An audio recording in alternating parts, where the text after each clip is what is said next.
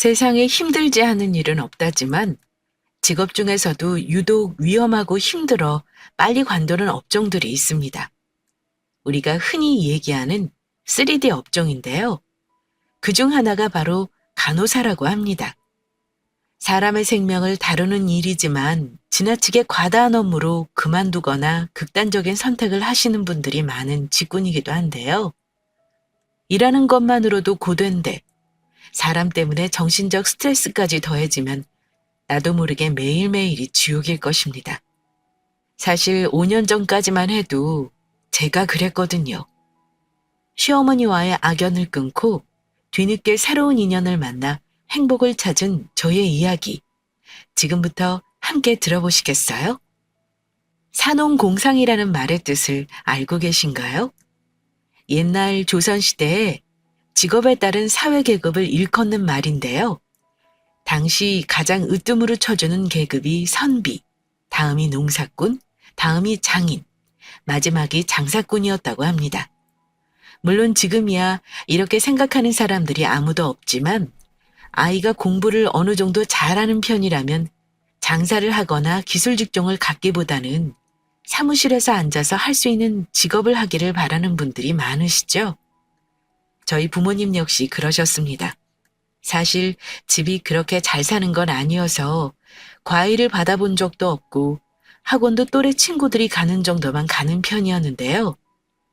그런데 운이 좋게도 공부에 재능이 있었던지 중학교 때부터 고등학교까지 쭉 상위권 성적이 이어지더라고요.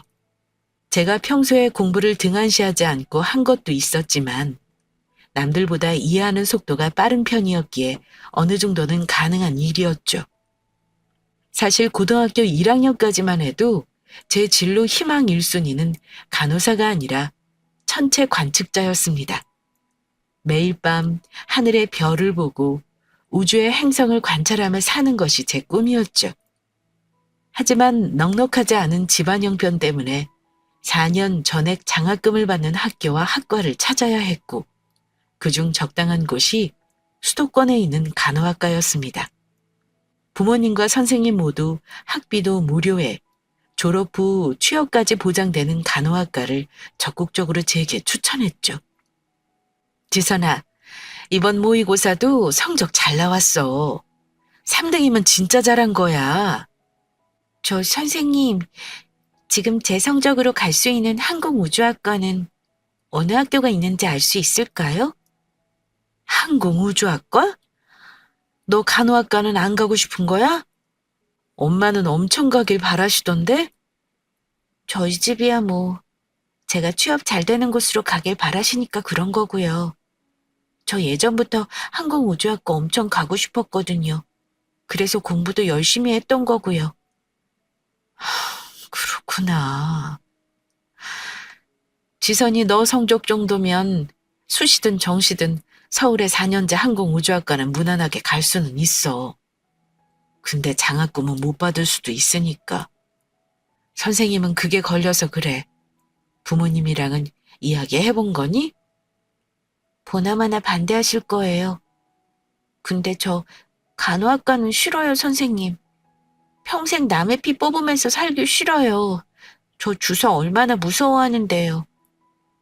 지선이 생각은 그렇구나. 잘 알았어. 일단 어렵겠지만 부모님하고 먼저 얘기해보는 게 좋겠다. 선생님도 내일 어머님하고 통화 한번 해볼게. 옛말에 평양감사도 본인 하기 싫으면 그만이라는 말처럼 당시 제 성적으로 간호학과는 전액 장학금을 받고 갈 수 있는 학교가 있었지만 전 정말 싫었습니다. 하지만 첫 학기 등록금은 제가 내는 게 아니니 어떻게든 부모님을 설득시킬 수밖에 없었죠. 하지만 엎친 데 덮친다더니 하필 그때가 저희 집이 가장 어려운 시기를 겪게 되었습니다. 당시 아빠가 큰아버지 사업에 보증을 섰었는데 큰아버지 사업이 실패하면서 연락두절이 되었고 저희가 그 빚을 몽땅 지게 된 거죠. 그나마 다행인 건 나중에 큰아버지가 파산 신고를 했다는 거였습니다. 최악의 상황은 피했지만 그 여파로 저희 집은 경매로 넘어갔고 엄마는 정신적 스트레스가 커서 신경쇠약에 걸리게 되셨죠. 결국 저희 식구들은 뿔뿔이 흩어지게 되었고 전 전액 장학금을 주는 학교를 가지 않으면 대학을 갈 수 없는 상황이 되어 어쩔 수 없이 간호학과를 가게 되었습니다. 이 세상에 하고 싶은 일만 하며 살 수는 없다지만 싫어하는 일을 평생 해야 한다고 생각하니 정말 앞이 캄캄하더군요. 주변에서는 취업이 어려운데 보장되는 곳을 가니 좋겠다며 부러워했지만 제 속을 아는 친구들은 제가 얼마나 힘든지 잘 알고 있었죠. 간호사 일을 시작한 지 한 달쯤 되었을까요?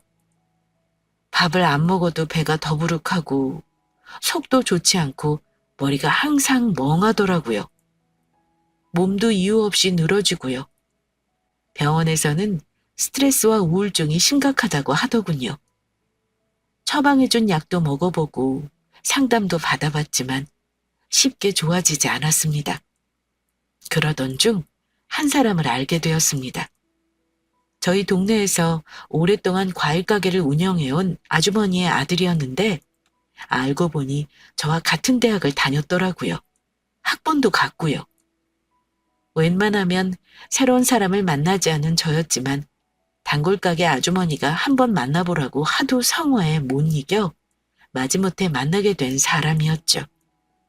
안녕하세요. 저희 엄마 때문에 괜히 부담되셨으면 죄송해요. 엄마가 원래 사람 소개하는 거 잘 안 하시는데 워낙 오래된 단골 손님이시다 보니 절 소개해주고 싶으셨나 봐요. 아, 뭐 제가 사람 가릴 처지는 아니지만 여러 가지 일을 많아서 좀 힘든 시기여서요.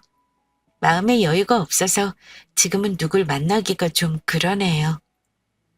예, 그러시군요. 알겠습니다. 그러면 나중에 여유 생기시면 언제든지 연락 주세요. 같은 동네 사니까 부담 갖지 마시고요.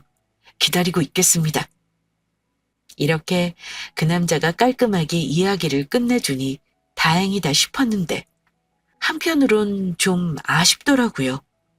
분명 마음이 힘든 상황인 건 맞는데 막상 만나고 한두 마디 말을 해보니 그리 싫지만은 않았습니다. 하지만 여자인 제가 먼저 연락하기가 쉽지 않더라고요. 그렇게 소개팅 아닌 소개팅이 흐지부지 되고 한 1년쯤 지났을까요? 동네 편의점에 음료수를 사고 나오다가 그 남자를 우연히 만나게 되었습니다. 지선 씨 맞죠? 엄청 오랜만에 만난대요. 아, 그러네요. 같은 동네 살면서도 한 번을 안 마주쳤는데 오늘 마주치네요. 그러니까요. 잘 지내셨어요? 일은 계속 하고 계신 거예요? 일 다니던 병원이 인테리어 공사에 들어가서 지금은 쉬고 있어요. 공사 끝나면 다시 나가야죠, 뭐. 휴가 받았다 생각하고 요즘 운동하고 책 보고 그러고 있어요. 아, 그러시구나. 그럼 언제 시간 나실 때 동네에서 커피라도 한 잔 마셔요. 요 앞에 하나 생겼더라고요. 아, 좋아요. 전 다 괜찮으니까 되시는 시간에 연락 주세요. 오랜만에 그를 만나 반가운 마음이 앞섰던 저는 저도 모르게 시간이 빈다는 말을 해버렸습니다. 사실 제가 많이 연애를 해본 건 아니지만 그래도 그동안 만났던 사람들은 좀 튕기기도 하고 일부러 약속 시간보다 늦게 간 적도 많았거든요. 그런데 제 입에서 먼저 연락을 달라는 말을 하니까 좀 쑥스럽더라고요. 그렇게 우연히 만나게 된 저희 두 사람은 제가 쉬는 동안 거의 매일 만나다시피 했고 덕분에 웃는 날들이 많아졌습니다. 일도 하지 않고 좋아하는 사람 만나고 운동하면서 즐겁게 사니까 사는 것이 즐겁더라고요. 그로부터 한 달 후 병원 리모델링이 끝나 전 다시 일을 시작했고 그는 제 연인이 되어 있었습니다. 이후 한 달쯤 지났을까요? 남자친구가 제게 같이 사는 게 어떻겠냐고 묻더군요. 서로 마치는 시간도 다르고 제가 몸이 자주 피곤하다 보니 어디 나가는 것도 사실 귀찮았거든요. 남자친구는 같이 살면 약속을 잡을 필요도 없고 옆에서 저를 매일 챙겨줄 수 있으니 그게 좋을 것 같다더라고요. 처음에는 불편할까봐 걱정이 되긴 했지만 절 진심으로 걱정해주는 마음이 느껴져 결국 저흰 한 집에서 살게 되었죠. 그렇게 1년이 흐르고 5년이 흐르더니 어느새 10년째 같이 사는 사이가 됐습니다. 그러던 어느 날 남자친구 부모님이 저희 집에 찾아오셨습니다. 찾아온 이유는 저희 결혼 때문이었죠. 이제 너희 나이도 있고 같이 산 지도 꽤 됐는데 이제 슬슬 결혼해야 하지 않니? 언제까지 우리 기다리게 할 거야? 아, 결혼요? 글쎄요. 사실 같이 사는 거야 저희 마음만 맞으면 문제 없지만 결혼하면 신경 쓸 게 이것저것 많아지니까 결정이 참 어렵더라고요. 뭐 그렇게 생각할 수도 있겠구나. 그래도 정식으로 가정을 꾸려야 안정적으로 잘 사는 거야. 나중에 아기 가질 생각하면 더 그렇고. 너희들은 지금 같이 사니까 신혼집이나 혼수 같은 건 필요 없잖니. 내 생각엔 결혼식만 올리고 구청 가서 도장만 찍으면 될 것 같은데. 그렇기는 하죠. 한번 생각해보고 말씀드릴게요. 사실 저희 둘 마음 같아서는 결혼하지 않고 평생 이렇게 함께 살고 싶었지만 부모님은 결혼식을 정말 중요하게 생각하시더라고요. 솔직히 저희 부모님은 저와 연락도 잘 하지 않지만 남자친구 쪽은 정반대였거든요. 하루가 멀다 하고 전화에 주말마다 찾아오시거나 저희가 갈 데가 많았어요. 경제적으로 여유가 있으시다 보니 친구분들과 매일 개모임 하러 나가시고 이것저것 선물도 많이 들어오더라고요. 게다가 저를 친딸처럼 대해주셨고요. 그런 모습을 보면서 조금 안심이 된 저는 남자친구와 혼인신고를 하기로 마음먹고 그해 겨울 작은 성당에서 결혼식을 올렸습니다. 이미 같이 살고 있었으니 신혼집이나 혼수는 생략했고 예단이나 예물도 주고받지 말자고 쿨하게 말씀하시더라고요. 부모님과 그렇게 가까운 사이가 아니다 보니 말씀드리기가 부담스러웠는데 먼저 이렇게 얘기해 주시니 감사했죠. 그렇게 마음을 놓고 있었는데 며칠 후 어머니께 전화가 왔습니다. 지선아, 나다. 오늘 바쁘니? 아, 어머니, 오늘은 저 나이트 근무라 새벽까지 일해야 해요. 왜 그러세요? 아유, 결혼한 새댁이 그렇게 바쁘면 어쩌니? 이제 할 것도 많은데. 할 거요? 어떤 거 말씀이세요? 이제 너희 결혼했으니까 네가 우리 집 맏며느리 아니니? 아버지랑 상의해봤는데 내년부터 우리 집에서 차례 지내기로 했어. 친척 어르신들도 모두 오실 거야. 예? 그건 어머님 아버님 뜻대로 하세요. 저희는 그날 일찍 가서 도와드릴게요. 아, 너도 참 눈치가 없다. 나를 돕는 게 아니라 이제 지선이 네 일이라고 생각해야지. 나도 이제 한 해 한 해 늙어가는데 혼자 차례상을 어떻게 준비하니? 젊은 사람이 물려받아야 하는 게 여러모로 낫지. 아, 그런데 제가 일을 해서요. 아니면 차례상 차림 요즘 인터넷에서 주문할 수 있으니까 그렇게는 제가 준비할 수 있어요. 그렇게 일이 많니? 다른 건 몰라도 상차림에는 정성을 들여야 복도 오는 거야. 그렇게 안 봤는데 지선이 너 은근히 몸살이는 것 같다?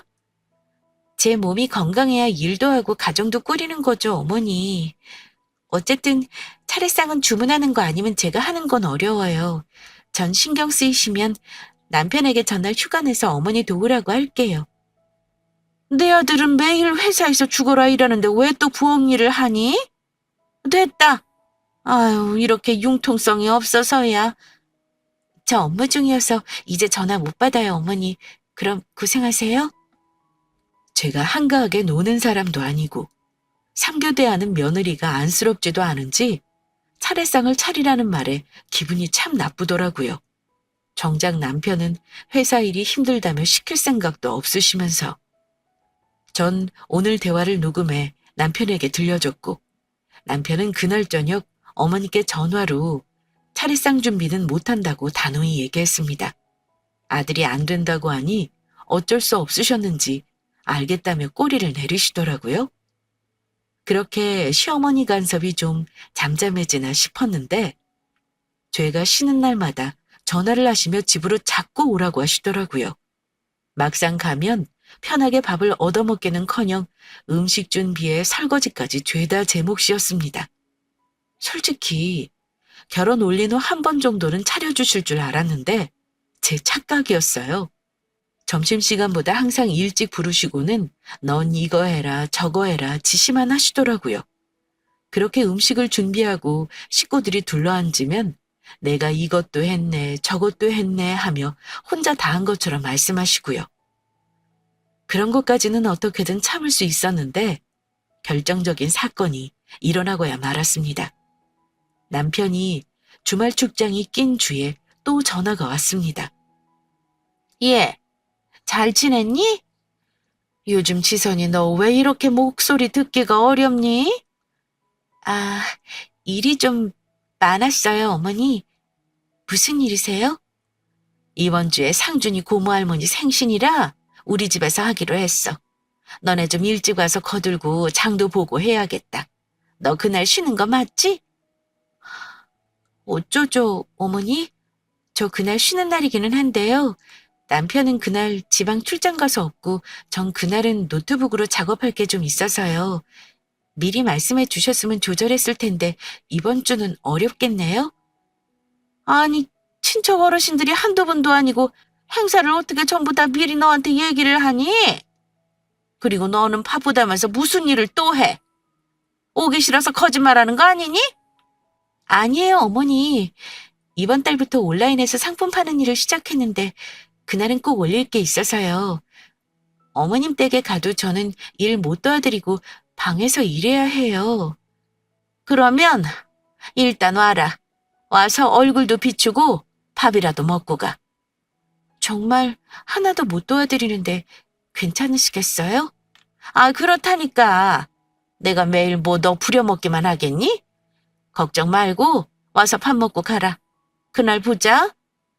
그렇게 갑작스럽게 주말에 오라는 부름을 받은 저는 정말로 노트북을 들고 시가로 갔습니다. 남편은 출장을 가 있는 상태라 저 혼자 갔죠. 인사를 드리려 부엌에 갔더니 식재료가 잔뜩 부엌에 있더라고요. 평소 같았으면야 그래도 두 팔 걷어붙이고 잠자코 도와드렸겠지만 제 일이 밀려있으니 다 도와드릴 수가 없었죠. 어머니, 말씀드렸던 대로 저 오늘은 일할 게 많아서 못 도와드려요. 이거 재료 손질만 해드리고 전 방으로 들어갈게요. 손질하고 굽기만 하면 되는데 잠깐 좀 하고 좀 들어가. 오늘 안에만 일하면 되는 거 아니니? 그렇게 하면 한도 끝도 없이 밀려서요. 손질만 하고 들어갈게요. 죄송해요. 그리곤 말없이 식재료 손질을 후다닥 하고 저는 방으로 쌩하니 들어갔습니다. 중간중간에 시끄러운 소리가 나기는 했지만 일에 집중하다 보니 시간 가는 줄도 몰랐죠. 그렇게 3시간쯤 지났을까요? 덜커덕 현관문이 열리는 소리가 나더라고요. 남편 고모 할머님이 오셨기에 전 나가서 인사를 드렸죠. 급한 건 어느 정도 끝내놓았으니 어머님을 도와드려야겠다는 생각에 부엌으로 갔습니다. 어머니는 말없이 음식을 착착 하고 계시더라고요. 제가 정말 하나도 안 도와드리고 일만 했으니 화가 나신 것 같았죠. 어머니, 저 급한 건 어느 정도 해놨거든요. 수저놓고 밥은 제가 뜰게요. 됐어. 힘든데 뭐래? 내가 다 했으니까 저기 가서 앉아있어라. 아니에요. 할머님도 오셨는데 같이 해요, 어머니. 그렇게 저는 결혼 후 처음으로 어머님이 온전히 차리신 밥을 먹게 되었습니다. 그것도 고모 할머님 생신날요. 할머님은 제가 좋게 보이셨는지 젊은 사람이 주말까지 일한다고 고생이 많다며 칭찬을 잔뜩 해주시더라고요. 어머님은 말없이 식사만 하셨고요. 그렇게 식사가 끝나고 할머니가 돌아가시자 저도 슬슬 집에 가보겠다고 말씀드렸습니다. 물론 설거지는 제가 다 했고요. 그런데 집에 온 그날 저녁 저희 친정엄마에게 오랜만에 전화가 왔습니다. 엄마, 오랜만이야. 잘 지내고 계셔? 엄마 뭐 그냥저냥 입에 풀칠한다고 바쁘지. 오늘 혹시 너 시댁 다녀온 거야? 어떻게 알았어? 우리 엄마 귀신이네. 좀 전에 너네 시어머니가 전화하셨어. 좀 화가 많이 나신 것 같더라? 어머니가 엄마한테 전화를 했다고? 아니, 왜? 너 오늘 쉬는 날인데도 노트북 들고 가서 거기서 일한 게 싫으신 것 같더라. 할머님 생신인데 부엌에서 거들어주지도 않아서 좀 황당했다고 하시더라. 내가 자초지종은 모르지만 일 때문에 그랬으면 어쩔 수 없지 않냐고 하니까 그래도 결혼한 딸이 이렇게 바쁜 건 좀 경우 없는 거 아니냐고 하더라. 딸 교육 다시 잘 시켜야겠다고 말이야. 뭐라고? 아니, 한 푼이라도 더 모아서 좋은 집 가려고 그러는 건데, 우리 어머니 진짜 제정신이신가? 어디서 엄마한테 딸 교육을 운운해? 참나. 뭐 시대가 달라졌어도 시어머니는 시어머니니까. 그래도 나도 할 말은 했어. 우리 딸 교육은 남 부끄럽지 않게 충분히 시켰고 일 때문에 바빠서 그런 건데 그게 싫으시면 방법이 없다고 했지? 잘했어, 엄마. 나 이거 남편한테 얘기해야겠어. 가만히 있으니까 우리 집안을 아주 완전 우습게 보시는 것 같네? 엄마가 돈이라도 많아서 너 결혼할 때 이것저것 해줬으면 더 큰 소리를 쳤을 텐데. 못 그래서 미안해. 아니야, 무슨 소리야, 엄마. 어머니가 실수하신 거지. 엄마나 난 잘못한 거 하나도 없어. 엄마, 마음 쓰지 말고 내가 또 전화할게. 엄마와 통화를 마치니 전 화가 머리끝까지 나더라고요. 저희 엄마랑 저한테 사과하지 않으면 저도 더 이상 시어머니 대접은 그만해야겠다고 생각했습니다. 그리고 이 사실을 남편에게 모두 알렸죠. 남편은 어떻게 했냐고요? 자기 어머니는 평생 그렇게 사신 분이니 제가 어느 정도는 이해해야 한다고 하더군요. 나 이번에 절대 그냥 못 넘어가. 나한테는 사과 안 하시더라도 우리 엄마한테는 정식으로 미안하다고 사과하셔야 해. 안 그러면 나 자기랑도 더 이상 같이 못 살아. 지선이 넌 왜 그렇게 사람이 융통성이 없어? 내가 항상 말했잖아. 우리 엄마 완전 옛날 사고방식 가진 분이시라 우리처럼 생각하지 않으신다고. 솔직히 이번 일 지선이 네가 우리 집에 그날 안 갔으면 이렇게 일 커지지도 않았잖아. 안 그래? 내가 가고 싶어서 갔어?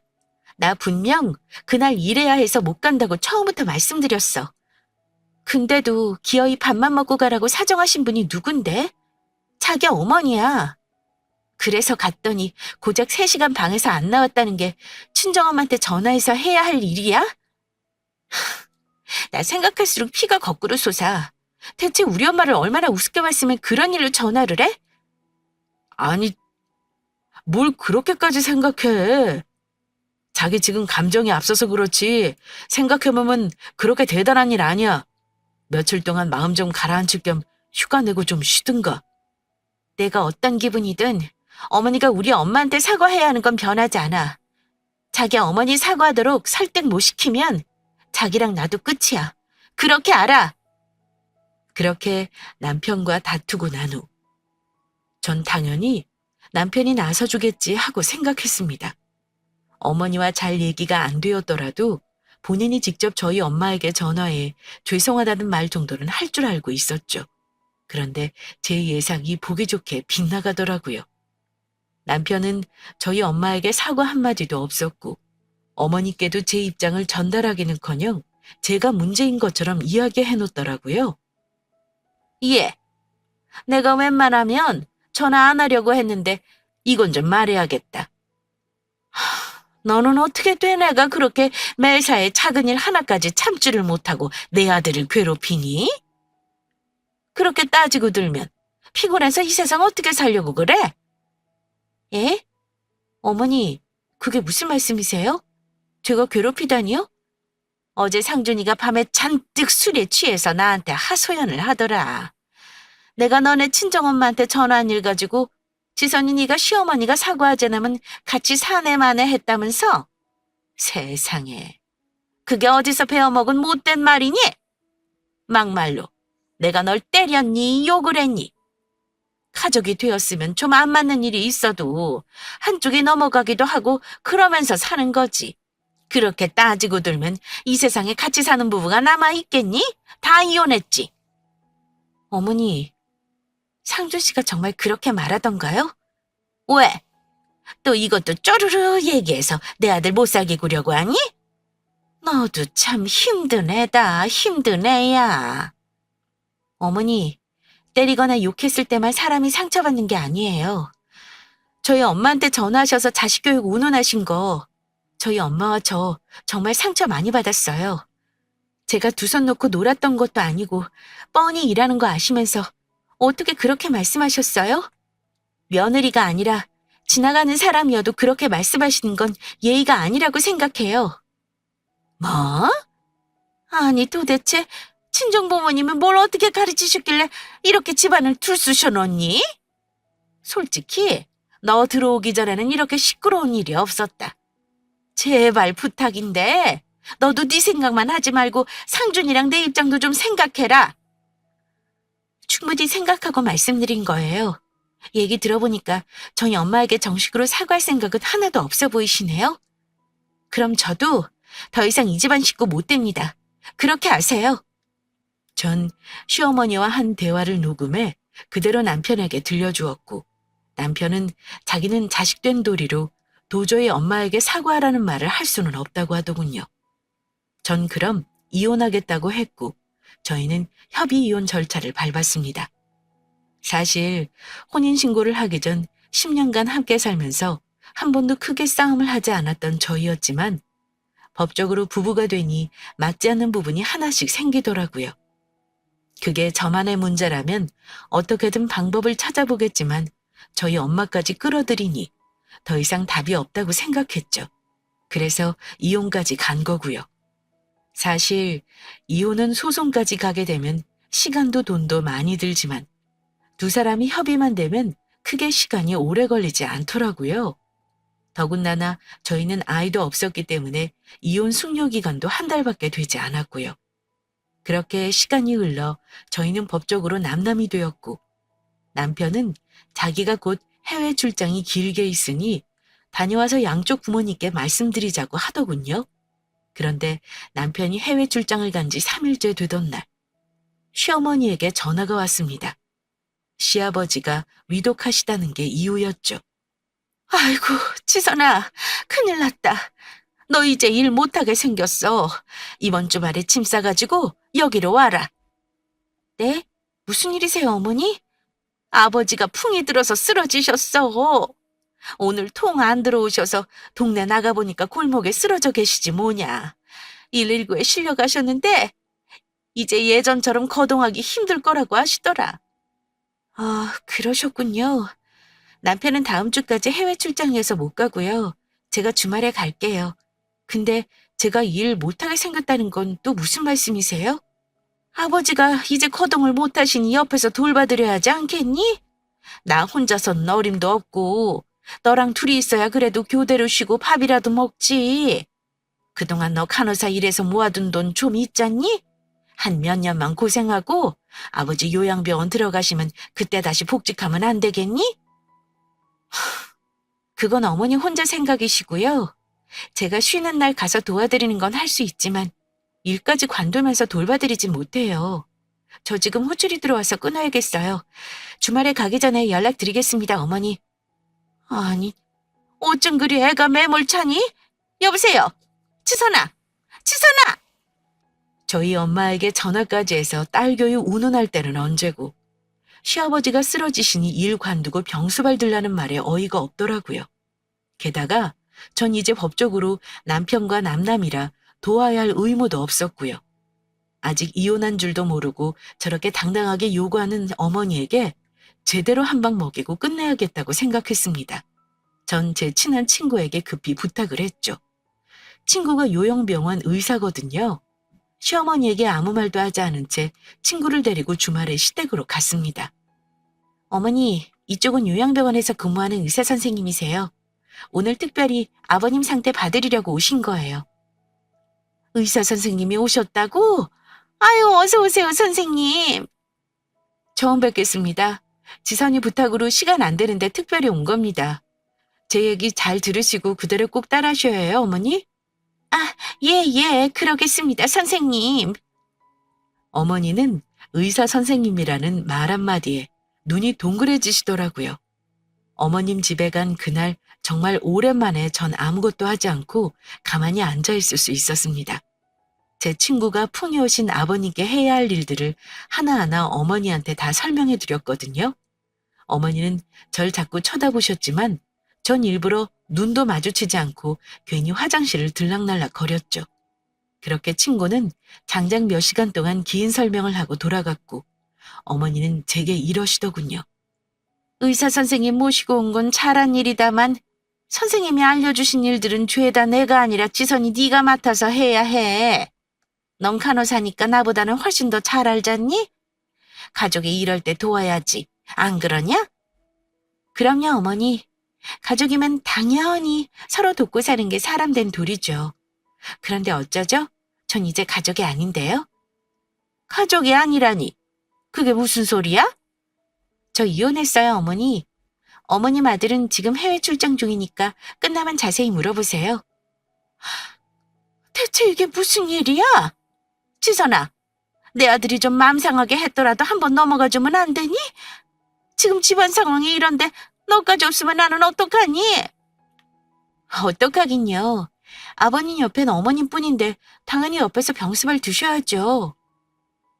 한번 잘 생각해봐라, 지선아. 아버지 풍 걸렸는데 이혼했다고 하면 사람들이 다 뭐라 할 것 같니? 시부모 늙고 병들어서 이혼한 폐륜 며느리라고 욕해. 그런 소리 들으면서 굳이 이혼할 거 있니?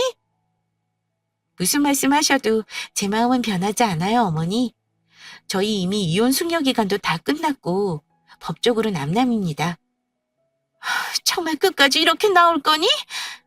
이러다 아버지 금방 돌아가시면 그 책임은 지선이 너한테도 있는 거야.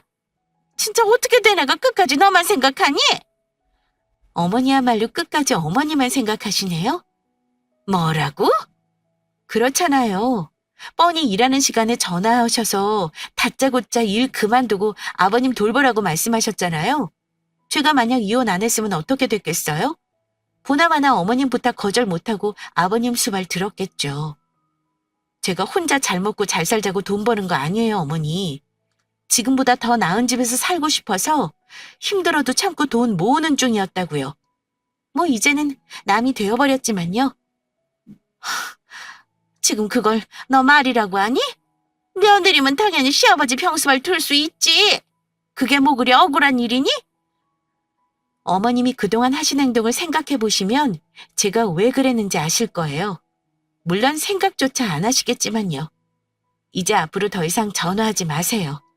한 번 더 전화하시는 순간 어머님이 하신 행동들 제가 남편 회사 사내 게시판에 모조리 올릴 테니 그리 아시고요.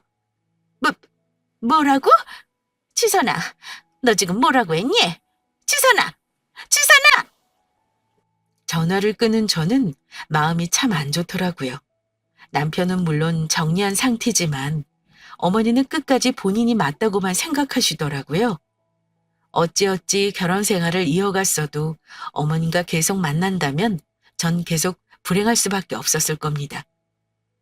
이후 전 힘들었던 간호사 일을 그만두고 바리스타 자격증을 따서 카페에서 아르바이트를 새롭게 시작했습니다. 그 전에 온라인으로 부업하는 일도 그리 수익이 나쁘지는 않았지만 몸을 움직이는 일이 확실히 제게 잘 맞는 것 같더라고요. 평소 커피도 좋아하고 만드는 것도 좋아하니 일도 즐거웠습니다. 그렇게 카페에 아르바이트를 한 지 1년쯤 되었을 무렵 깜짝 놀랄 일이 생겼습니다. 일행 없이 한 남자가 저희 카페에 들어오시더니 갑자기 쓰러지신 것이었죠. 손님들은 깜짝 놀랐고 급기야 한 분이 119에 신고까지 하셨습니다. 사람이 위급한 상황이 닥치면 뭐든 한다더니 제가 그렇더군요. 직업병 때문인지 저도 모르게 응급 소생술을 해야겠다는 생각이 들었습니다. 최면이고 뭐고 할 것 없이 쓰러진 손님의 자켓을 벗기고 3분 정도 심폐소생술을 시도했죠. 그리고 1분이 지나니 남자분이 정신을 차리시더라고요. 그때 마침 119도 도착했고요. 카페 사장님은 걱정이 되었던지 저보고 같이 119에 타라고 하셨고 전 졸지에 그 남자분의 보호자가 되어 병원까지 가게 되었습니다. 다행히 심폐소생술을 한 덕에 위급한 상황은 피하게 되었죠. 병원에 있은 지 30분쯤 되었을까요? 나이가 지긋해 보이시는 분께서 헐레벌떡 뛰어오시더군요. 쓰러진 손님의 어머니였습니다. 아이고, 우리 아들을 선생님이 구해주셨다면서요? 이를 어째요? 내가 이 은혜는 죽어서도 꼭 갚을게요. 아니에요. 제가 예전에 간호사 일을 해서요.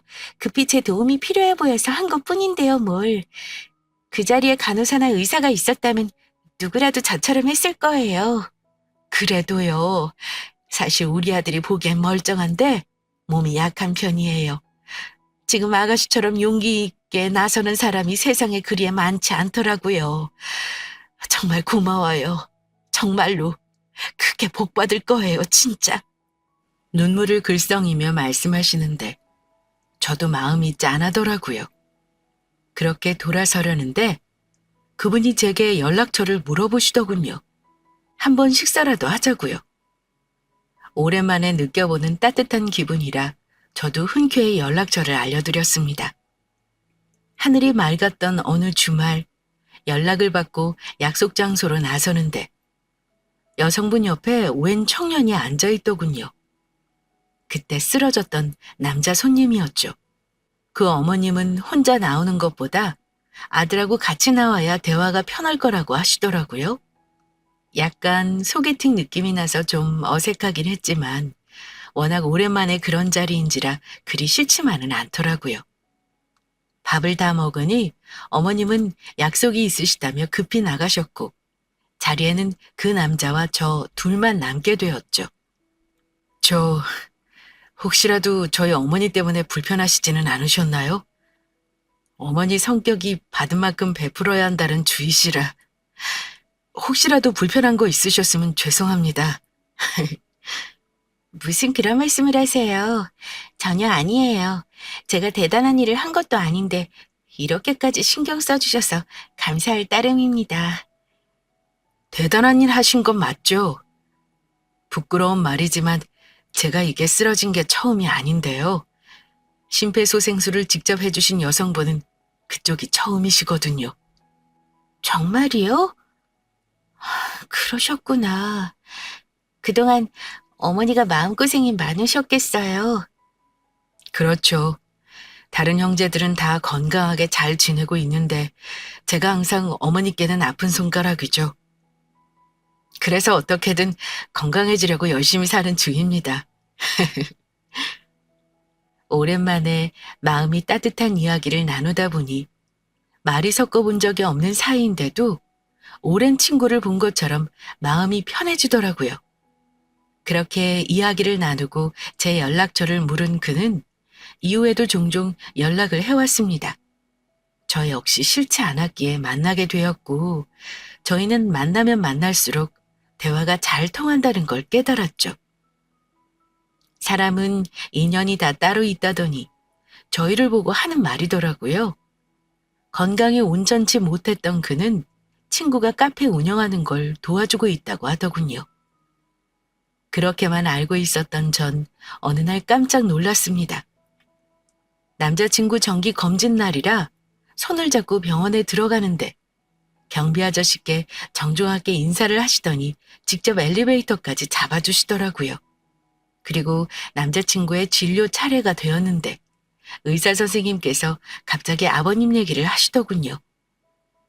아버님 얼굴 못 본 지 너무 오래됐다면서요. 좀 이상하다 싶어서 진료가 끝나고 제가 물어봤죠. 저기 의사 선생님이 자기 아버님하고 아시는 사이인가 봐? 어? 이 병원에서 일하시는 분이면 웬만하면 우리 아버지는 아시지. 아버지를 아신다고? 아버지가 병원에서 일하시는 거야? 그게 이 병원 건물 주인이 우리 아버지셔. 알고 보니 남자친구 부모님은 이 병원 건물주였고 제게는 그동안 말하지 않고 있었던 거였습니다. 혹시라도 제가 부담스러울까봐 일부러 말을 안 한 거였죠. 깜짝 놀란 저는 언제까지 숨길 거였냐고 했지만 남자친구는 그저 웃더라고요. 그리고 제게 결혼하자는 얘기를 꺼냈죠. 전 어려운 저희 집안 이야기도 했고 한 번 결혼했던 얘기도 했지만 남자친구는 달라지는 건 아무것도 없다고 하더군요. 결국 전 세상 그 누구보다 절 사랑해주고 아껴주는 남자친구와 그의 부모님의 축하 속에서 식을 올렸고 누구보다 행복하게 지내고 있습니다. 아, 전 남편과 시어머니는 어떻게 됐냐고요? 전 남편은 해외지사로 발령이 나서 해외로 떠났고 전 시어머니는 얼마 전 마주쳤습니다. 병원 건물에서요. 병원 청소일을 구하신 것 같던데 제가 지나가니 오랜만이라며 말을 거시더군요. 그러네요 라는 말 한마디 하고 전 떠났습니다. 그분이 계속 병원에서 청소를 하게 된다면 언젠가 제가 건물주 아들 와이프라는 걸 알게 되시겠죠? 사람 앞날은 아무도 모른다지만 불행만 있는 인생도 행복만 있는 인생도 없는 것 같습니다. 여러분의 인생에 불행이 찾아왔다면 더 큰 행복이 찾아올 수 있다는 사실을 꼭 기억하시면 좋겠습니다. 안녕하세요. 서울에 살고 있는 30대 초반 여성입니다. 원래 계획대로라면 다음 주 결혼하고 새댁이라고 소개하는 게 맞을 텐데 미혼이라고 자신 있게 말할 수 있네요. 요즘 반반 결혼이 대세라고 해서 저도 반반 결혼을 하려고 했거든요. 결혼 자금도 반, 집안 살림도 반. 그러면 효도도 반씩 공평하게 하면 되는 거 아닐까요? 제 생각이 틀렸나 한번 들어봐 주실래요? 저희 부모님 세대만 해도 돈을 버는 건 남자, 그리고 집안에서 살림하는 건 여자로 정해진 경우가 많았잖아요. 상대적으로 볼 때 여자보다 남자가 사회에서 일할 자리도 많고 같은 일은 한다 했을 때 월급도 더 많이 받으니 어쩌면 당연하다 생각하던 시절이었죠. 그 시절에는 알뜰살뜰하게 집안 살림을 잘하는 것도 여자의 능력이지만 당연했고 아이 키우면서 혹시라도 생활비가 부족하다면 부업을 해서라도 가세가 기울지 않게 돈을 버는 어머님들도 많았고요. 어릴 땐 저도 눈에 보이는 게 그랬으니 그게 당연하다 생각하고 자랐습니다. 그런데 성장하고 나니 그게 아니더라고요. 저희 아빠도 그렇고 주변 남자 어른들을 보면 그 시절 고생한 것은 당연히 나의 목, 나의 노력, 가정을 위한 희생이었고 그건 남자들의 몫이라 생각하는 것 같았어요. 은퇴하고 가정에서 지내면서 어머님들에게 당연할 정도로 손 하나 까딱 안 하고 차려주는 밥 잘 드시고 상을 차리거나 치워주는 것도 돕지 않으시고요. 물론 이건 저희 아빠의 한정된 이야기일 수 있지만 주변의 대다수 그런 분위기예요. 집안일은 여자가 하는 거다. 이렇게 생각이 굳혀진 듯 말이에요. 근데 그게 아니라 생각이 들었습니다. 고생은 고생대로 다 하고 인정은 하나도 못 받은 느낌이 들었거든요. 여전히 집안일 도맡아 하시는 엄마를 보면 그런 생각이 들었어요. 나는 적어도 그렇게 살지는 말아야지. 하고 말이에요. 그래서 대학을 졸업하고 첫 직장을 다니면서 야근을 한다 해도 빼지 않았죠. 일에서도 여자 남자 가릴 것 아니라 할 수 있는 일이면 무조건 하는 게 맞다고 생각했기 때문입니다. 그래야 내가 원하는 것, 내가 주장하고 싶은 것들을 주장할 수 있다 생각했거든요. 주영 씨, 내일까지 도면 완성해줘요. 저는 인테리어 회사에 다니고 있었습니다. 인테리어를 비롯한 건축일이 그렇듯이 밤낮 없이 일하는 경우가 많았어요. 마감 시간이 정해져 있었거든요. 제가 하는 일은 주로 캐드로 도면을 그리는 일이었는데 도면이 나와야 다른 작업들이 진행되니 도면을 그리고 수정하고 회의를 진행하는 일들로 밤을 지새는 경우가 많았어요.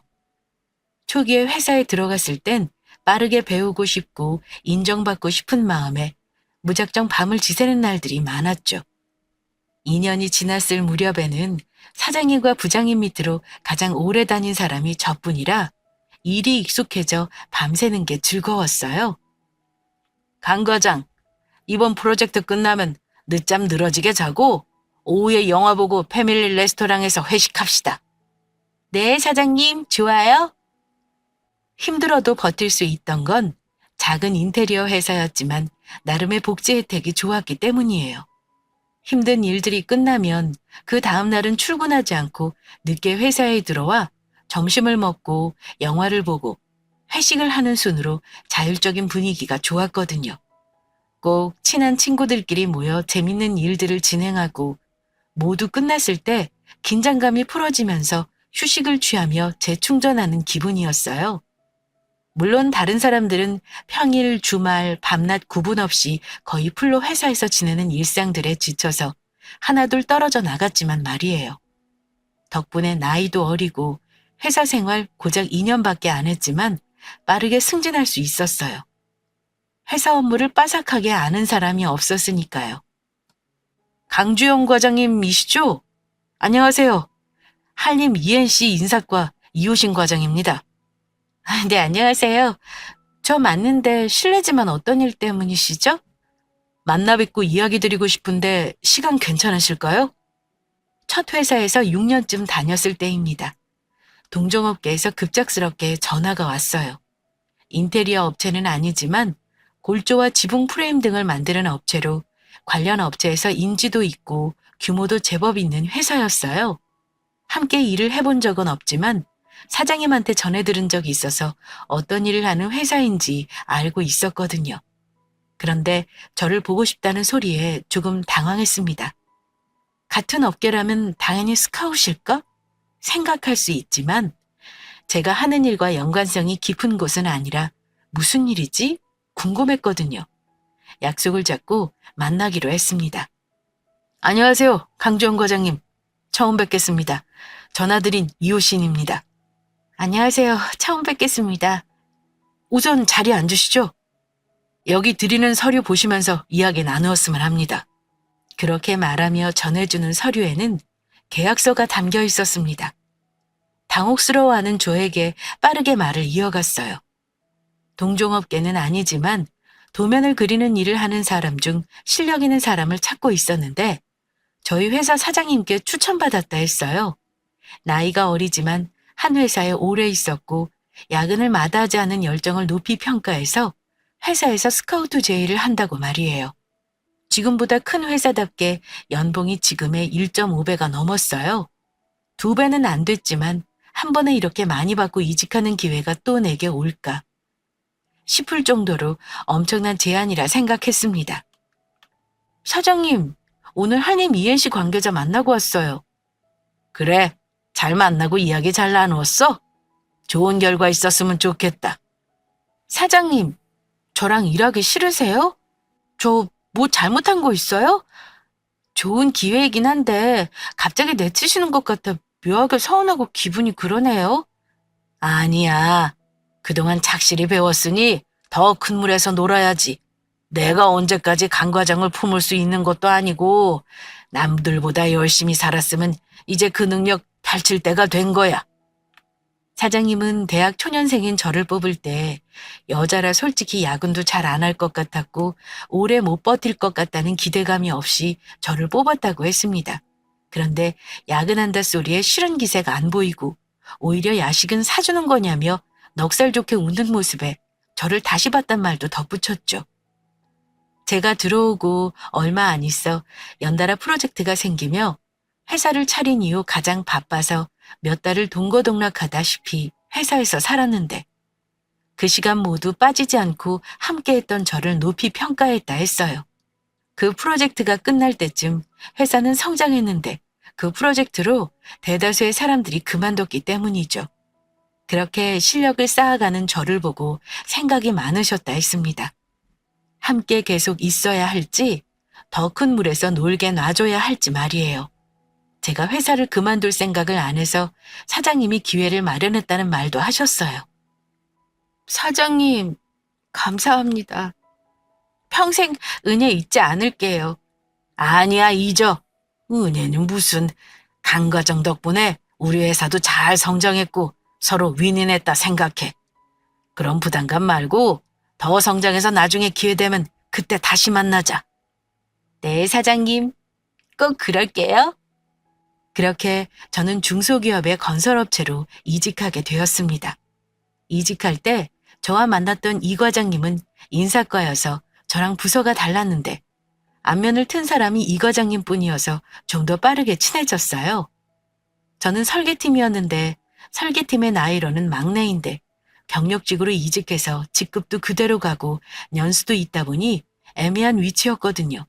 그래서 부서 사람들하고 일하는 건 어색하지 않았는데 사적으로 친해지는데 시간이 걸렸죠.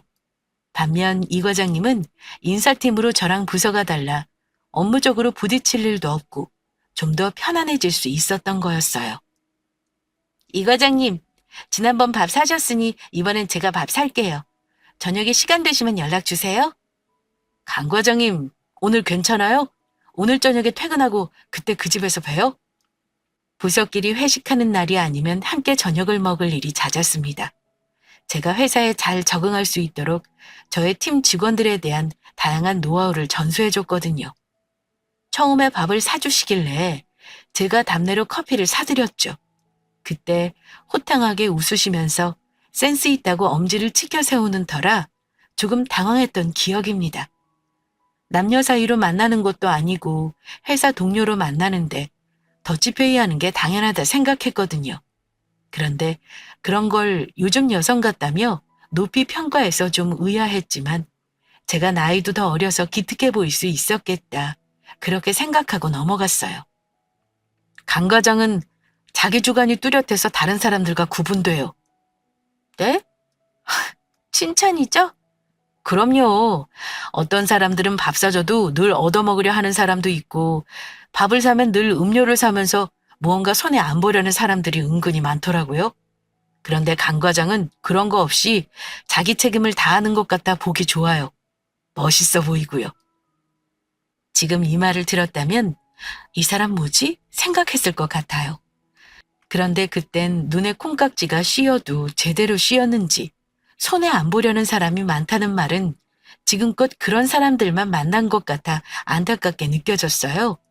그리고 자기 책임을 다하는 것 같아 보기 좋다는 말은 그냥 제 칭찬으로 어깨가 으쓱했죠.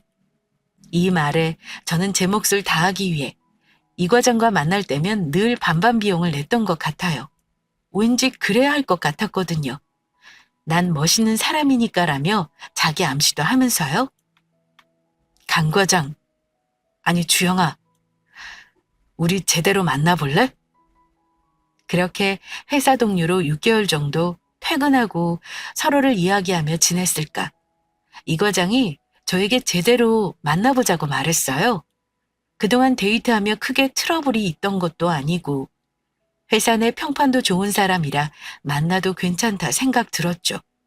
저보다 6살이 많았는데 사회 경험이 풍부한 만큼 저에게 사회생활 조언도 많이 해주고 이직한 회사에 빠르게 적응할 수 있도록 여러모로 도움도 많이 받았거든요. 그렇게 정식으로 만나기로 했습니다. 나는 취직이라는 말이 너무 싫어. 취직? 취직과 결혼을 합친 말? 물론 사회 나가 돈 버는 거 힘들지. 그렇다고 여자들이 집에서 놀고 먹는 거 아니잖아. 가정주부의 노동 가치가 연봉으로 치면 2천만 원이 넘는다는데 밥 차리고 청소하고 빨래하고 집안일하는 건 일도 아니냐고. 연애하고 1년쯤 지났을까. 술자리에서 이런저런 말들이 오가는데 급작스레 엄마 생각이 나면서 서러웠어요. 오히려 여자들이 집안일하며 아이들 케어하고 자투리 시간에 생활비라도 벌려고 아르바이트를 하는 경우들도 많으니까요. 맞벌이를 한다고 달라질 건 없다고 생각했어요. 친구들을 봐도 여전히 회사 다니고 퇴근이 늦으면 어린이집에서 아이들 픽업하며 눈치 보는 건 대부분 여자들의 몫이더라고요. 살림을 하고 애를 보며 부업 형식으로 돈을 벌어도 당연한 거. 워킹맘으로 일을 해도 집안일, 아이들은 여전히 여자 몫이면서 제대로 된 대우도 못 받는다는 생각이 들었고 어찌 보면 나도 싫다고 말하면서 그런 삶을 살지 모른다는 불안감이 엄습했던 것 같습니다. 자기야, 오늘 술이 좀 과했나 보다. 왜 그런 생각을 하고 그래? 결혼하면 서로 각자의 담당 역할이 있으니까 서로 나누어서 반반 하는 거지. 네 일 내 일이 어딨다고. 왜? 속상한 일 있었어? 귀가 번쩍 뜨이는 느낌이었어요. 결혼하면 각자의 역할을 한다. 서로 나누어 반반 하는 거다라는 말이 그동안 제가 듣고 싶던 말이었구나 싶었습니다. 사실 대학을 졸업하고 빠르게 사회생활을 하며 제 머릿속에 든 생각은 엄마처럼 살지 말아야지. 이게 가장 우선이었어요. 그 다음으로 든 생각은 어떻게 해서든 인정받아 사회인으로 내 자리를 지키자였거든요. 다행히 한 회사에 오랫동안 버티며 인정받고 스카우트 되어서 하나의 꿈은 이루었는데 늘 가장 우선적인 생각을 해내지 못했다는 게 늘 마음에 걸렸나 봅니다. 이 과장이 하는 말을 들으니 정신이 번쩍 들면서 그래, 내가 원하는 삶이구나 싶었어요. 그래, 맞아, 자기야. 결혼은 둘이 하는 거니까 누구 하나가 희생하고 고생하는 게 아니지. 같이 하는 거지. 그런데 대다수의 사람들은 돈 버는 남자가 고생하고 힘들고 집안일하고 애 보고 직장 다닌다 하더라도 여자는 그냥 취집이더라고. 그런데 당신은 그렇게 말 안 하네? 그런 사람 처음 봤어. 무슨 소리야? 요즘 남자가 더 고생하고 여자가 더 고생 안 한다. 그런 생각하는 사람들이 몇이나 된다고. 여성들의 사회성을 인정하면 그만큼 경제적이나 독립적이나 다방면에서 함께 인정해주는 게 맞지. 속 시원하게 말해주는 이 과장의 이야기를 듣고 있자면 이런 결혼을 해야 억울하지 않는다 생각이 들었어요. 서로 고생하고 노력하는 부분을 인정하고 시작하니 싸울 일도 없고 서운할 일도 없다 생각이 들었거든요. 한참이나 둘이 이야기를 하며 아이가 결혼하는 게 아니라 성인이 만나 결혼하는 거니 당연히 각자의 몫을 부담하는 게 맞다고 주거니 받거니 했습니다. 그날 저는 마음속으로 이 사람이라면 결혼해도 괜찮겠다고 막연하게 결혼의 청사진을 그려보았고요. 그렇게 3개월쯤 더 연애했을까. 어느 날 이 과장이 저를 집 앞으로 데려다주며 말했습니다. 주영아, 우리 결혼하자. 나중에 들은 이야기인데 여자와 남자의 도리, 일, 경제권 등을 이야기하던 그날 이 과장 역시 결혼을 한다면 저와 하는 게 좋겠다고 확신이 들었다 했습니다. 대부분 여자들은 상대적으로 같은 나이대의 남자보다 연봉 차이가 나기 때문에 남자가 더 부담해야 한다는 인식이 조금은 부담으로 느껴졌다 해요. 맞선을 보고 소개팅을 나가도 나이가 있으니까, 직급이 있으니까, 회사 규모가 있으니까 당연히 모은 돈에 대한 기대감 또는 결혼한다면 집을 매매하지 못해도 적어도 전세자금 대출을 받지 않고 전세로 들어갈 수 있는 돈 정도는 있을 거라는 막연한 뉘앙스가 부담으로 다가왔다 했죠. 반면 저 같은 경우는 같은 연령대의 또래 여자들보다 직급이나 연봉이 높으면서 똑부러지게 자기 권리를 내세우는 점에서 이야기가 통했다고 덧붙였고요. 결혼자금은 우리 반반하자. 서로 모은 돈에서 같이 시작하는 게 맞는 것 같아. 그래야 나중에 집을 사고 더 키워가도 누가 더 고생했다는 생색 없이 함께 고생한 걸 나눌 수 있지. 그래, 자기 말이 맞아. 나도 결혼하고 일 계속할 생각인데 일은 일대로 하면서 집안일도 내 몫이 되는 건 정말 싫었거든. 무슨 소리야? 그럴 일 없어. 임신하면 출산 후 아이도 케어해야 하는데 그걸 혼자 감당하는 건 너무 힘들지. 그럴 거면 집안일 할 사람, 돈 벌 사람 나누는 게 맞고. 맞아. 그게 아니라면 육아도 살림도 그리고 생활비도 함께 나누는 게 맞지. 나도 그 생각이야. 그렇게 저희는 반반 결혼을 하기로 했습니다. 제가 예비 신랑보다 나이는 어렸지만 사회생활을 상대적으로 빠르게 시작해서 모은 돈은 더 많았어요. 하지만 굳이 다 오픈할 필요는 없고 제시하는 금액만큼 반반 결혼자금을 대고 나머지는 개인 돈으로 가지고 있을 생각을 했죠. 이 과장은 1억 5천만 원 정도를 이야기했어요. 그 정도는 충분히 가지고 있었기에 흔쾌히 그러겠다 하고 둘이 합쳐 3억의 금액으로 서울시 아파트를 매매하는 건 터무니없었습니다. 대출 금액이 커서 대출을 할지 신혼 때는 오피스텔 매매를 해서 가전 가구의 비중을 줄이고 집값으로 조금이라도 재테크를 할지 조금 더 생각해 보기로 했어요. 자기야, 우리도 대출금 받아서 아파트를 살까? 왜? 엄마 아빠가 새 아파트로 이사 가는 것 보니까 나중에 아이 낳을 것도 생각하면 차라리 처음부터 어느 정도 안정적인 집을 사는 것도 괜찮겠다 싶어서. 어차피 둘이 버니까 자기랑 내가 버는 돈 합치면 어느 정도 갚는 것도 크게 무리가 아니니까. 결혼 이야기가 오가며 집에 대한 걱정을 하던 시기, 저희 부모님이 새 아파트로 이사 가면서 오피스텔보다 아파트가 여러모로 좋겠다 생각이 들었어요. 임신하고 아이를 키우기 위해 별도로 이사 가야 할 번거로움도 없고, 대출폭이 크긴 했지만 집값이 오르는 걸 생각하면 오히려 오피스텔보다 아파트가 더 유리했거든요. 주거 환경 역시 단독으로 이루어진 역세권 오피스텔이 출퇴근하는 직장인에게는 편리할지 몰라도 장기적으로 산다고 생각했을 땐 아파트가 더 낫다는 생각이 들기도 했습니다. 그래? 이번에 장모님 이사 가신 새 집이 마음에 드나 보네? 평수 대비 잘 빠지기도 했고 수납 공간이 너무 잘 나와 있어서 가구 많이 안 사고 꼭 필요한 것들만 사면 더 넓어 보이고 가전 가구 덜 사는 만큼 집값에 보태니까 생각보다 무리한 게 아닐 것 같아. 요즘 새 아파트 어떤지는 잘 모르겠다. 집들이 할 때 불러줘. 나도 둘러보고 다시 이야기해보자. 예비 신랑도 긍정적이라 되도록이면 아파트를 매매할 생각에 여기저기 알아보러 다녔습니다. 꼭 역세권이 아니더라도 수도권에 매매해두면 은행이자 오르는 것보다 훨씬 더 안정적인 수입으로 자리 잡는다는 것, 워낙 친구들에게 들어서 알고 있었거든요.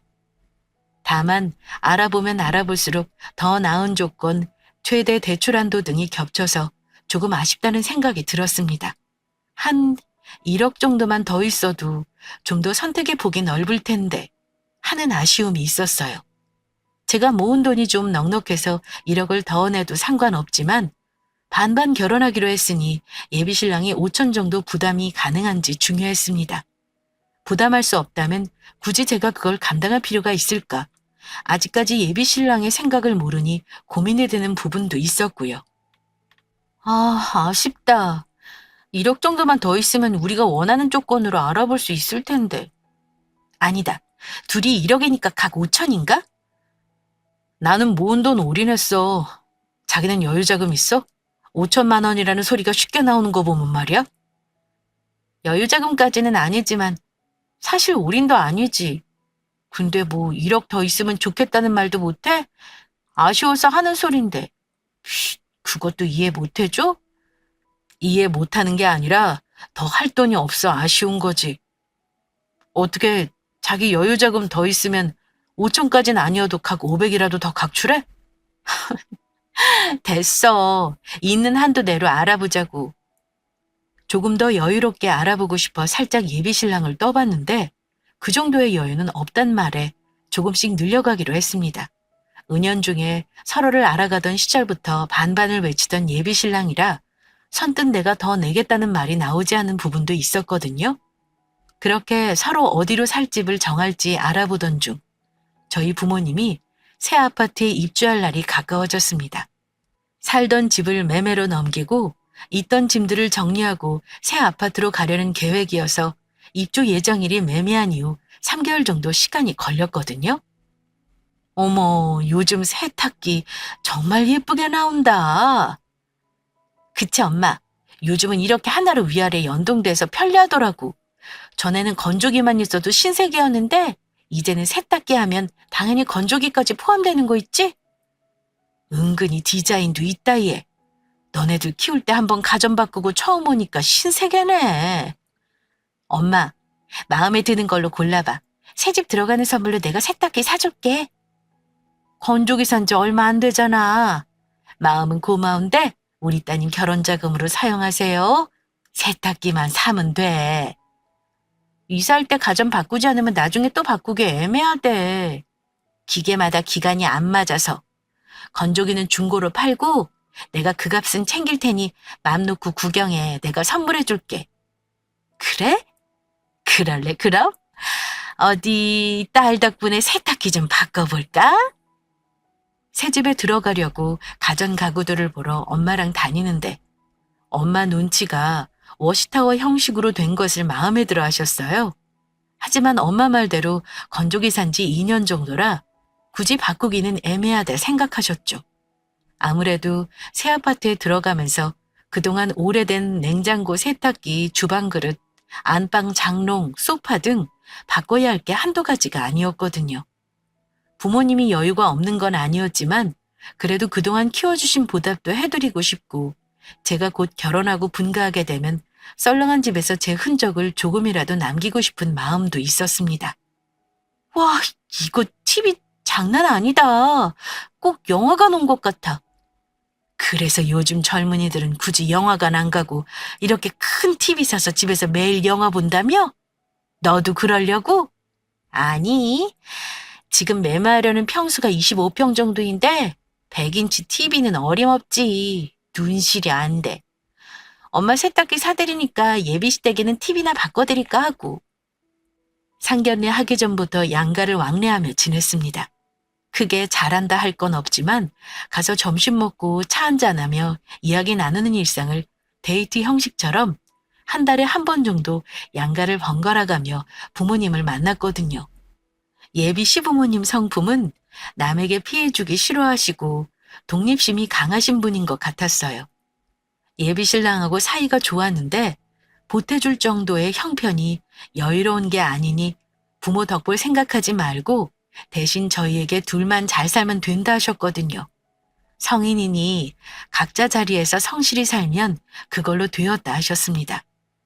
돈적인 부분에서 풍족하다면 서로 주고받으며 돕고 살겠지만 부모인 당신네도 그렇지만 결혼을 앞둔 저희도 여유로운 게 아니니 서로 부담 느끼고 멀어지는 것보다 부담 느끼지 말고 얼굴 자주 보고 살고 싶다고요. 주영아, 내 그런 생각이 문득 들었다. 지금이야 호신이가 한 집에 살고 있으니 그래도 매일 아침 저녁으로 얼굴 보는데 이제 분가해서 가정을 꾸리면 이제 몇 번이나 볼까 하고 말이야. 예비 시아버님의 말씀은 그랬습니다. 결혼하고 분가하면 가정을 꾸리는 거라 당연히 부모에게 소홀히 할 수밖에 없다고요. 한 달에 한 번, 많아야 2번 만나는 시간들이 돈으로 부담되기 시작하면 그마저도 즐거운 마음으로 볼 수 없으니 아예 처음부터 그런 건 마음속에 비우자고 말입니다. 처음엔 조금 냉정하다 싶게 들렸는데 고개를 끄덕이며 드는 예비 신랑을 보니 아, 이 집안 내력이구나 싶었어요. 각자의 자리에서 맡은 바 임무를 다하면 끝. 이구나 싶었죠. 서로에게 부담을 주지 않은 범위에서 서로 좋은 관계를 유지하는 것. 부전자전이구나 싶은 마음이 들면서 저도 모르게 공감이 되었습니다. 그런 시부모님을 생각하자 잘 해드리고 용돈을 두둑히 드릴 수 있는 것도 아니니 저희 부모님 새집에 들어갈 세탁기 선물하면서 TV 선물해드리는 것도 괜찮겠다 생각이 들었죠. 잘 보이고 싶은 마음이 들었던 건 아니고 반반 결혼이니까 우리 부모님 선물했으니까 시댁도 해야지 싶은 마음이었습니다. 그렇게 가전 매장에서 계약했어요. 같은 날 배송으로 예약하고 싶었는데 TV는 공장에서 주문 생산이 들어가야 해서 보름 정도 늦어진다고 했어요. 사실 저희 부모님처럼 새집에 가는 것도 아니고 배송일이 크게 상관없다는 생각에 알았다 했죠. 자기야, 오늘 장모님이랑 쇼핑 잘했어? 오랜만에 발품 팔았더니 다리가 너무 아프다. 우리 신혼집에 들어갈 가전은 최대한 심플하게 보자. 그래, 그러자. 이사 날이 언제라고 했지? 이번 주 주말. 이삿짐 정리하고 나면 다음 주쯤 집으로 와. 엄마가 맛있는 거 해준대. 엄마와 가전 매장을 도는 일이 더 힘들었던 건 조만간 신혼집에 들어갈 가전들을 봐야 했기 때문에 좀 더 꼼꼼히 둘러봤거든요. 견적도 보고 효율성도 생각하고 각 브랜드의 장점을 추리는 일이 생각보다 힘들었습니다. 그래도 이야기를 들어주는 사람이 있고 이렇게 한번 알아볼 때 꼼꼼하게 알아보면 다음번엔 좀 더 수월하니까 할 때 하자 싶었죠. 이런저런 이야기를 하며 하루를 마무리하고 새집에 들어가 집이 정리되는 다음 주말, 집들이 겸 예비 신랑을 불러 저녁을 함께 먹기로 했습니다. 장모님, 이사하신 거 축하드려요. 고맙네. 주영이 분가하면 전에 집 너무 큰 느낌이라 평소 줄이고 왔는데 요즘 집이 잘 빠져서 답답한 느낌이 없어 마음에 쏙 드는 거 있지? 엄마는 새 집이 마음에 드는지 예비 신랑에게 여기저기 구경시켜 주시며 저희 신혼집 고를 때 참고하면 좋을 사항들을 알려주시기도 했습니다. 엄마가 집 알아보러 다녀보니 평수 대비 공간이 잘 빠진 곳도 있고 아닌 곳도 있어서 수납 공간이나 주방 옆 베란다 같이 숨은 공간이 얼마나 잘 되어 있는지 봐야 한다고 말이에요. 저희도 곧 집을 알아보러 본격적으로 다닐 예정이라 엄마가 하는 말을 흘려듣는 게 아니라 신경 써서 듣는 예비 신랑이 꽤 든든해 보였어요. 가족이 된다는 건 더할 이야기도 많아지고 북적북적해지는 것 같아 마냥 싫지 않았거든요. 그렇게 구석구석 공간들을 보여주며 주방 옆 베란다로 가셨습니다. 여기가 내가 제일 마음에 드는 공간이야. 요즘 나오는 집들에 비해 세탁실 공간이 정말 잘 빠졌거든. 주방 거실같이 내가 원하는 공간이 더 넓은 곳을 중심으로 찾아보면 원하는 매물이 있을 거야. 참고해서 예쁜 집 찾았으면 좋겠네. 네, 저도 집 많이 보고 다닌 건 아니지만 평수 대비 세탁실이 정말 넉넉하게 빠졌어요. 분리수거 같은 것도 여기서 하면 될 것 같아요. 맞아. 세탁기랑 건조기가 하나로 합쳐져 공간을 차지하지 않으니 별도로 사용하지 않는 주방 그릇들은 수납장 하나 사서 따로 두려고. 네, 장모님 말씀대로 세탁기가 건조기랑 일체형으로 나오니 깔끔하네요. 매장에서만 봤지 집에 들어온 걸 보니 저희도 신혼집 들어갈 때 이런 제품으로 봐야겠어요. 그렇지? 이번에 새집 이사 온다고 주영이가 선물해 준 건데 정말 마음에 쏙 들어. 주영이가요? 그렇다니까. 딸 잘 키운 덕에 내가 이렇게 호강하지 뭐야. 친구네 딸내미들은 대학 졸업하고 대학원 간다고 공부하고 거기서도 부족해서 유학 갔다 온다고 해서 등골 휜다던데 우리 딸은 대학 졸업하자마자 취직해서 자기 앞가름 자기가 아니 얼마나 대견하고 예뻐. 내 딸이지만 자네 결혼 잘하는 거네. 엄마는 신이 났는지 연신 제 칭찬을 하기 바빴습니다. 흔히 엄친딸이라고 하죠. 엄마가 말하는 그 친구네 딸내미는 엄마 고등학교 동창의 딸인데 저랑 동갑이에요. 고등학교 졸업할 때 전국에서 난다긴다 할 정도로 공부를 잘했거든요. 전국 5등 안에 떨어진 적이 없어서 학창 시절 내내 엄마 친구분이 우리 집에 오고 간 날이면 저는 왠지 모르게 기가 죽었어요. 엄마는 저에게 비교하신 적도 없고 단 한 번도 뭐라 한 적이 없는데 왠지 그 친구분이 오면 엄마의 말수가 줄어든 걸 저도 알고 있었죠.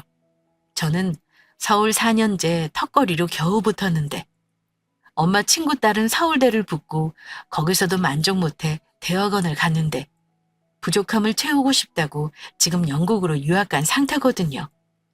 예전에는 엄마 친구가 오면 딸 자랑에 목에 깁스한 것처럼 어깨에 힘이 들어갔는데 언제부턴가 풀이 죽으시고 걱정이 많으셨어요. 이제 남편이 퇴직할 날이 얼마 남지 않았는데 그걸 아는지 모르는지 딸내미는 공부를 더 하겠다고 말해서 말이에요. 전에는 공부 잘하는 게 자랑이었는데 이제는 취직하려 해도 눈높이가 있어 쉽게 취직은 못하고 취직 안 되는 이유가 스펙이 부족한 것 같다고 더 공부하고 싶다고 말해서 이러지도 저러지도 못하는 상태라 하셨어요. 그러면서 늘 마지막엔 제가 빨리 취직해서 용돈도 주고 자기가 벌어 결혼도 하니 너무 부럽다고 하셨습니다. 그 말을 듣고 나니 엄마는 10년 먹은 채증이 내려가는 것 같다고 기분 좋아하시더니 그 말을 예비 신랑에게도 자연스레 하시게 된 거였죠. 그런데 예비 신랑 표정이 묘했어요. 맞장구를 치며 엄마와 이야기하던 모습은 온데간데 없고 엄마의 말에 떨떠름한 표정으로 네라고 짤막하게 말하더니 별다른 말이 없었거든요. 다행히 식사를 하고 차를 마시는 동안 별다른 이상점을 캐치하지 못해서 제가 예민하다 생각하고 넘어갔습니다. 자기야, 나한테 말도 안 하고 장모님께 세탁기 새로 사드렸더라? 그것도 건조기랑 일체형으로 세트로 말이야? 응, 그게 어때서? 왜? 그게 어때서? 우리 반반 결혼하기로 한 거 아니야? 반반 하기로 했으면 적어도 나에게 말하고 동의를 얻었어야지. 반반이라는 소리는 무엇을 하든 서로 합의하여 한다는 거 아니었어?